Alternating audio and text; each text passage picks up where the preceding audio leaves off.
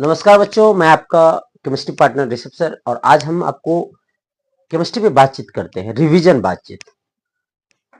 बातचीत में बच्चों होता क्या है कि आप घर में बैठते हो या रूम में रहते हो और केमिस्ट्री का रिवीजन करते हो तो आप रिवीजन प्रॉपर नहीं कर पाते हो। तो इसी संदर्भ में हमने बात करना है कि अब जो हम टॉपिक लेकर आए हैं इसमें आपको साथ साथ मेरे रिवीजन करने हैं, बातचीत करने हैं और केमिस्ट्री को सीखना है। तो न्यू सिलेबस के अनुसार जो अकॉर्डिंग टू न्यू सिलेबस जो फर्स्ट चैप्टर हमारा 12th के केमिस्ट्री में है वो सॉल्यूशन है बच्चों। तो आइए आज हम एक चैप्टर को रिवीजन कर ले, सॉल्यूशन जो टॉपिक है, और इसके बाद धीरे धीरे हम लोग second, third, fourth, fifth chapter को रिवीजन करके कंप्लीट करेंगे। आइए जरा देखते हैं सॉल्यूशन।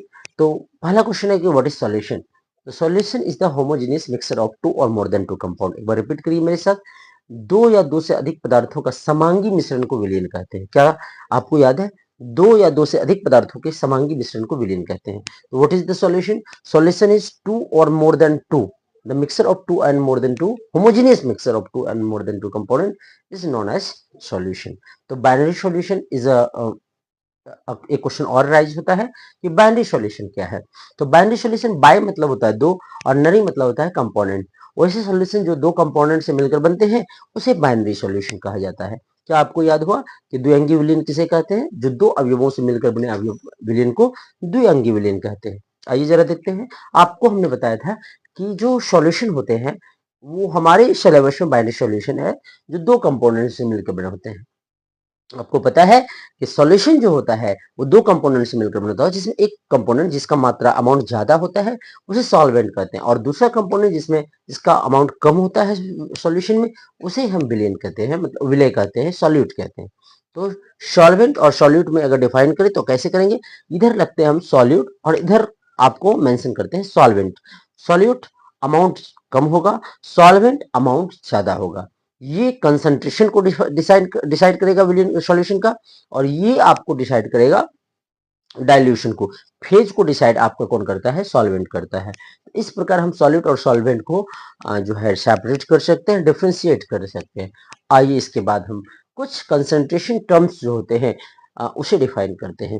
बच्चों आपको जो बोर्ड एग्जाम में पूछा जाता है उस 4-5 कंसंट्रेशन टर्म है जिसे आपको बहुत बेहतरीन तरीके से याद रखना। सांद्रता शब्द जो है मोलर, जैसे उसमें एक आ जाता है आपका W/W, W/V, V/V, और ये तो W/W क्या है? वेट ऑफ सॉल्यूट बटे weight of solution into 100, this is W/W। And W/V क्या है? वेट ऑफ सॉल्यूट बटे वॉल्यूम ऑफ सॉल्वेंट इनटू 100, और V/V क्या है? वॉल्यूम ऑफ सॉल्यूट बटे वॉल्यूम ऑफ सॉल्यूशन इनटू 100। ये तीन आपका W/V और वाला कॉन्सेप्ट आ जाता है। इसके बाद आता है मोलरिटी, मोलैलिटी और नॉर्मेलिटी। सर मोलरिटी किसे कहते हैं? तो number of moles of solute dissolve in 1 litre volume of solution is called molarity. क्या बोला हमने? कि number of moles of solute dissolve in 1 litre volume of solution is called molarity. किसी विलयन के 1 लीटर आयतन में उपस्थित विलय की मोलों की संख्या को उस विलयन का मोलरता कहते हैं। अब आपको मोलरता का फॉर्मूला बहुत अच्छा याद है। मोलरिटी इक्वल टू होता है N/V लीटर में, या मोलरिटी इक्वल टू होता है weight by molecular weight into 1000/V ml में। आता है ना आपको? इसके बाद आपका आ जाता है मोलैलिटी। मोलैलिटी क्या होता है? The number of moles of solute dissolve in 1 kg solvent, weight of solvent कह सकते हो। किसी विलयन के 1 kg द्रव्यमान में उपस्थित विलय के मोलों की संख्या को उस विलयन का मोललता कहता है। याद हो आपको? और मोललता को जो मोललता का जो परिभाषा होता है, ये फॉर्मूला होता है बच्चों, छोटी m से डिनोट करते हैं। m बराबर होता है W weight by molecular weight into 1000/W weight of solute रखना, सॉल्वेंट रखना यहाँ पे याद रखिएगा। W किसका है? सॉल्वेंट का, ग्राम में। आइए अब हम आपको बताते हैं विशेषता। जो तीसरा आपका है वो है normality. Number of moles of solute dissolve in, number of gram moles of solute dissolve in 1 litre volume of solution. किसी विलयन के 1 लीटर आयतन में उपस्थित विलय के ग्राम समतुल्यांकी भार को उस विलयन का नॉर्मलता कहते हैं। और नॉर्मलता, नॉर्मेलिटी बराबर होता है weight by molecular weight into 1000/V ml में इंटू एक्स। सर यहाँ पे एक्स क्या है? तो यहाँ पे एक्स वैलेंसीज है बच्चों। क्या है?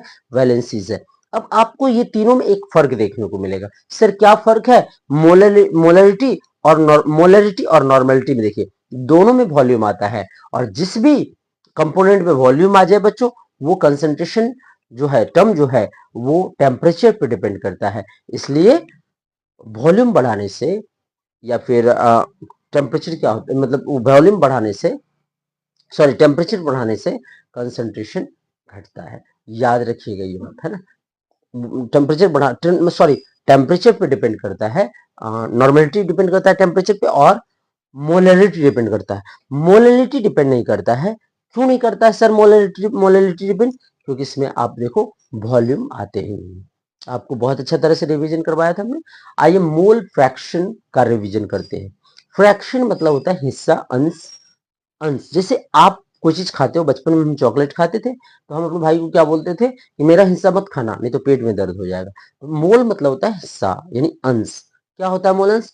तो जिस भी कंपोनेंट का मोल्स निकालने हैं, मोल फ्रैक्शन निकालने हैं, उसका मोल्स बाय टोटल मोल्स करते हैं हम। जैसे मान लो एक सॉल्यूशन है, वो दो कंपोनेंट के मिलकर बने हैं, component A and component B, और हमें ए का मोल अंश, मोल फ्रैक्शन निकालना है, तो ए का मोल्स बाय ए का मोल्स प्लस बी का मोल्स करते हैं। उसी प्रकार बी का मोल्स मोल फ्रैक्शन निकालने हैं, तो बी का मोल बाय बी का ए का मोल प्लस बी का मोल करते हैं। लेकिन एक बात और है, क्या दोनों कंपोनेंट का मोल फ्रैक्शन का जो सम होता है वो यूनिटी यानी 1 के बराबर होता है। तो इतना छोटा सा वीडियो था जो आज कंसंट्रेशन टर्म्स तक हम डिफाइन किए। कल हम इससे आगे आपको बहुत बेहतरीन अंदाज में लेकर आएंगे।